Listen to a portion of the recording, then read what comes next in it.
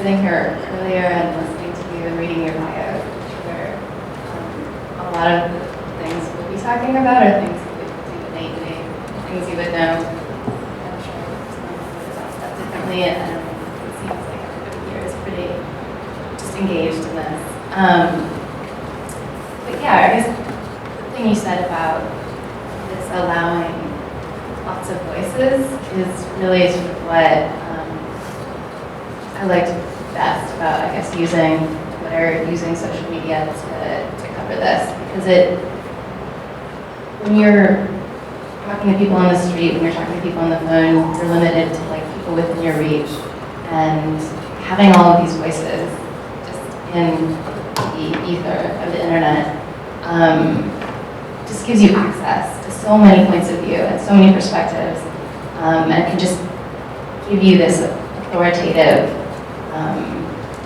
kind of view of like the conversation, and that was just really fantastic, and I think allows you to know what the conversation is even if you're not actually in a room with people hearing it.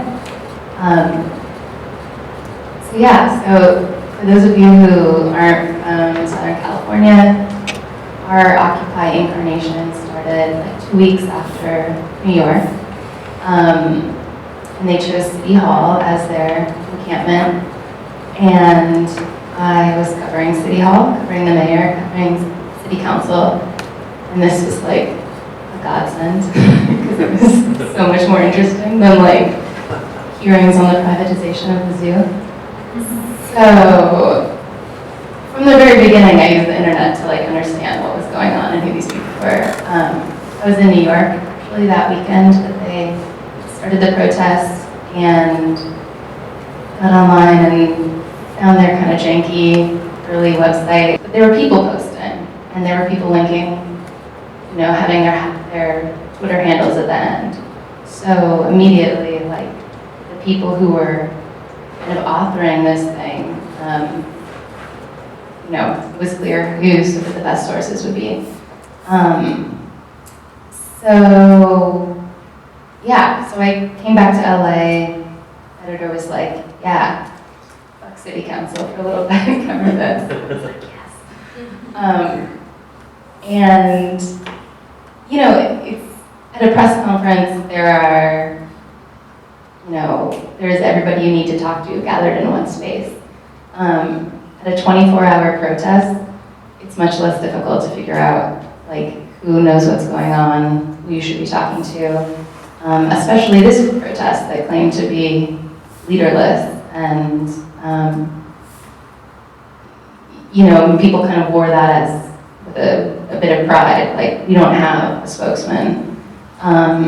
So walking out around the camp, asking people what was going on wasn't always like the best way. I mean, there were a lot of people who, you know, it was in downtown Los Angeles, you had a lot of homeless people, a lot of like looky-loos, and we started having questions beyond, you know, what brought you here?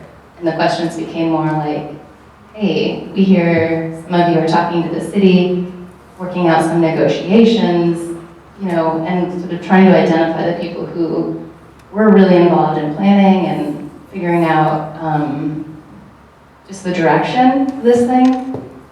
Then that became like just really important, because a lot of the people who were actually like running the protest and organizing it had day jobs or had houses where they slept at night, so they weren't like physically there.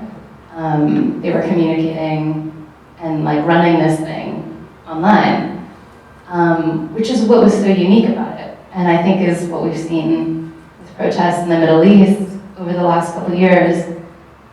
Is these things are like actually being born online. If you think about like how Anonymous and other groups came together with Occupy, or, you know, protesters in Egypt or Iran kind of like come together online, it makes sense that that's like where that would be a main place that we would cover them. So yeah, I guess just speaking practically, like to find people on Twitter, And again, I think this is like a lot of people, it's like second nature. You'd be like an 18-year-old would like just be laughing right now, like, you're telling me to search hashtags, man, I get it. Finding like the correct hashtag, the one that like people are actually using, is really key.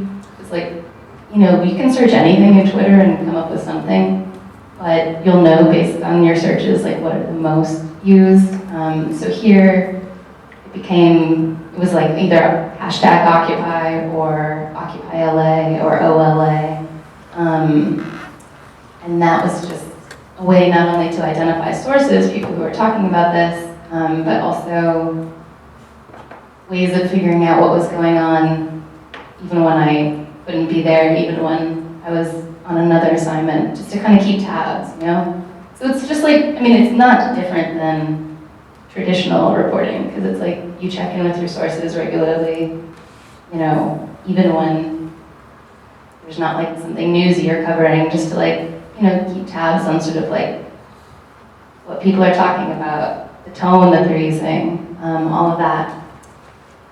So, yeah, so the situation in Los Angeles was unique in that our city council, were like 14 Democrats and one super liberal Republican, like, were really stoked on the protesters at first, and like there was a brigade of them went out that first week and, you know, used the people's mic and were like, you can stay as long as you want. That's what one of them actually said.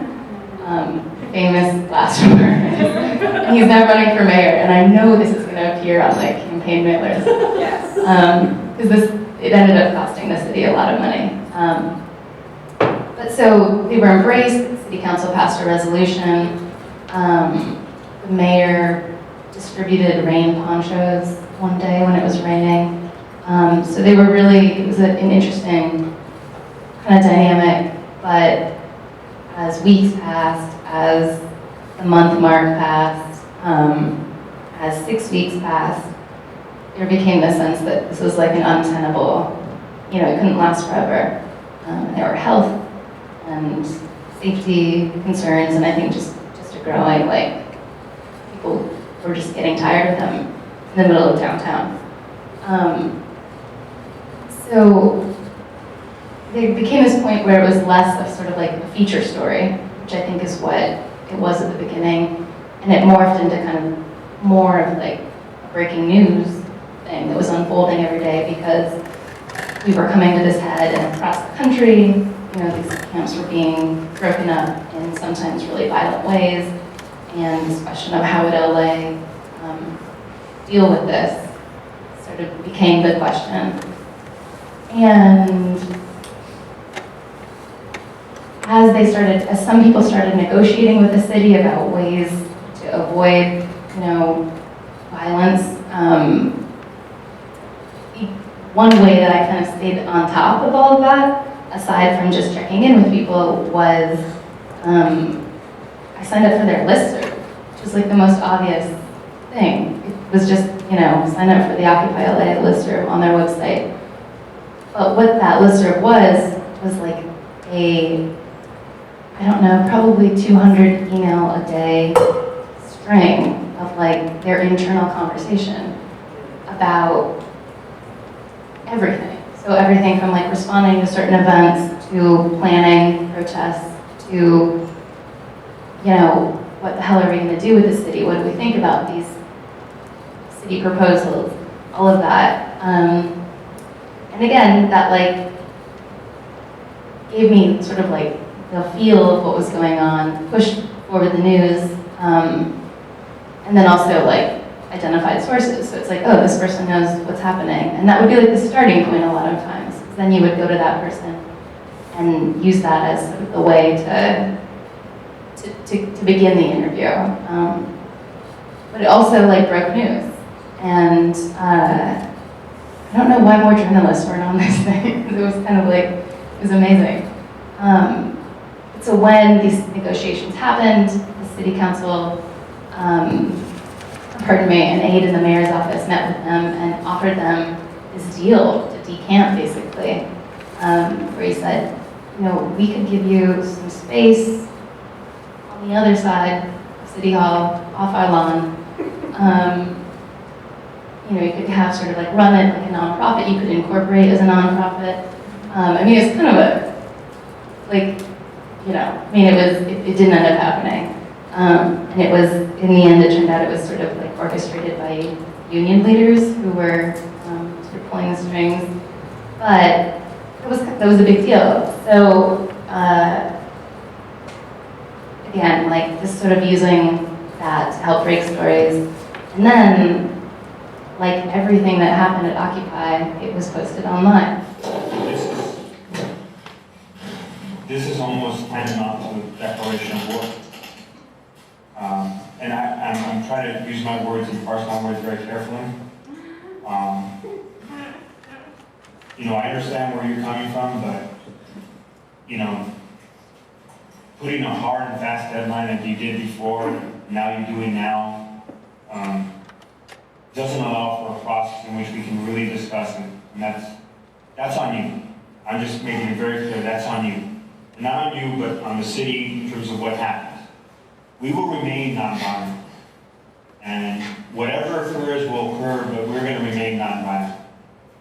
And I just got off the phone with Mike Garcia, investigator at USWW, and he's assured me that the message to you is an injury to all that is an injury to them. And they called it OLA, O-L-A. Yeah, so this is just interesting to me. I mean, first of all, this guy, the deputy mayor, is running for city council now, and again, it's just like interesting that all of these things now live on and will become like, you know, sources for us in the future, covering that place, whatever. I guess what's significant about that to me is that, like, the amount of media being generated from this protest was amazing. I mean, they were constantly just producing and documenting and, quite frankly, navel-gazing all the time. So it was just sort of like these like tremendous primary source documents all the time. And I think the complicated thing becomes like, how do you source them? And I think it's interesting now that like we have no qualms about talking about tweets. Whereas 2 years ago, it was like, that would like really freak the copy desk out. They'd be like, oh my God, like, is this a capital T or like a twit?